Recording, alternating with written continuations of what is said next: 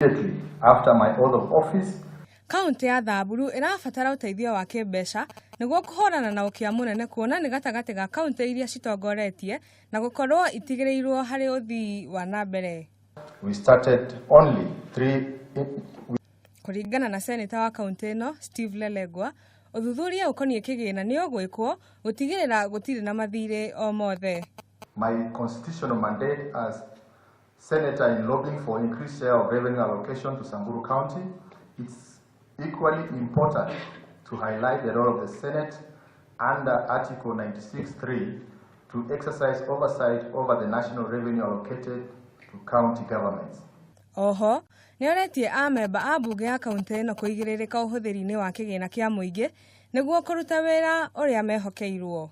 I shall diligently, Mr. Speaker, sir, and solemnly play the critical role. Many counties, including Samburu County, accumulated massive debts in form of unpaid bills, most which are owed by small, medium enterprises or owned by the vulnerable youth, women, and people living with disabilities. Kaunti ya Samburu nĩ ĩmwe ya iria igumiirwo nĩ ng'aragu mahinda kwa mahinda. Thirikari ĩgĩtanya kwambika mĩtaratara ya kĩrĩu gũteithĩrĩria aikari gũkũria irio iria cingĩtiria riũa arĩ njĩra ĩmwe ya kũhũrana na ng'aragu oro ũndũ ũmwe na waki wa ndemu na ithima cia maĩ. After my oath of office, handũ-inĩ ha Kameme TV, nĩ Wangui wa Ndirangu.